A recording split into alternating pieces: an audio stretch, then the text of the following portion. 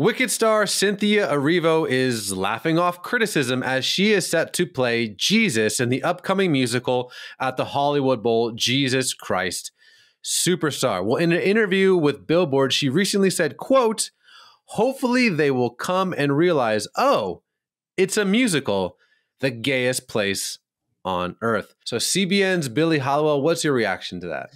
Yeah, it's like these things become, first of all, it's important we call them out for what they are, right? It's obviously not appropriate. It's obviously being intentionally done though. And I think people have to keep this in mind that when something like this happens, people in Hollywood, people in the entertainment industry, they are doing this for attention, right? The reason it becomes easy to laugh it off is because they're getting exactly what they want, which is headlines over it, which is, so the more outrage there is, and I'm not saying people shouldn't speak up against it, calmly, but the more outrage and freak out there is, the more I think it actually appeases these people because they only did this to get that attention. That's my view on it. Yeah, and it goes back to something, it's been making news recently that Meryl Streep might play Aslan in Narnia. And it's like, who cares? Whatever. I care. I think that obviously the role of Jesus should be played by a man. And this is not a bigoted review. I'm not even trying to get fired up. I just think it would be obvious to anyone else if like a white chick played Michael Jordan. But like the fact that we have to go down this lane where it's like, no, Jesus was a man. And that implies a lot of meaning into everything that he did. Same thing with Aslan coming from a male voice. And it's like, oh, well, it's like a hateful thing to point this out. I don't see that even remotely. Yeah. And this is nothing against her. She's wickedly talented. Pun intended. I did not even think about that. And so it's nothing against her. It's just, guys, come on. It's nothing sacred. It's nothing sacred. And it's like, well, I'm being artistic to be pushing their boundaries. It's like, yeah, but you're manipulating what is a character that has certain intrinsic meaning and plot to get a rise out of people that distorts.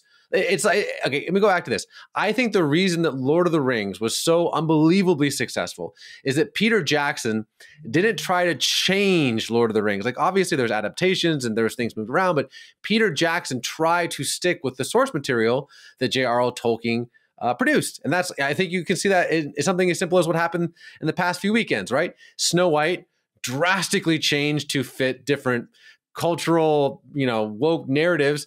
And then Lilo and Stitch was like, let's just retell the story. And which one did better? And so it's like, I think people are tired of this kind of interjecting of this weird gender thing going on where it's like, yeah, Jesus can be played by a girl. It's like, listen, nothing against Cynthia. You're you're amazing, talented. But like, there is something sacred and not just sacred. The character itself has purpose and meaning and value in who they are. And so to change it, you're changing the character and what they did and what they stood for.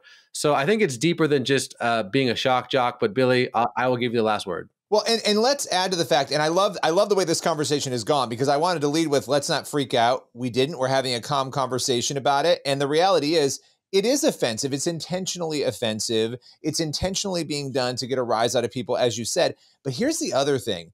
This is the creator of the universe. It is God. It's the definition of mocking God. And the thing that came to mind when I first read about this, first I thought, okay, well, can't wait to see you do this with the Prophet Muhammad. You never will, because they never will. They only do it to Christians. They only do it to Jesus, right? And that should tell us something about the truth and the reaction to the truth that is existing right now. But the second thing I thought was, we need to be praying for these people because the fact that people are willing to do this, I find it incredibly sad. I'm not outraged by it. I'm actually really sad that this is something that people are willing to do and to put themselves out there and then to laugh it off. We all need prayer, but this specific situation, we need to be praying for her. And I'm glad you said that. I'm glad you said that, Billy, because this is a mockery. But here's the thing. As Jesus, Yeshua of Nazareth, the real historic flesh and blood person, Yeshua, was being crucified, the Roman guards were actively mocking him. And what did he say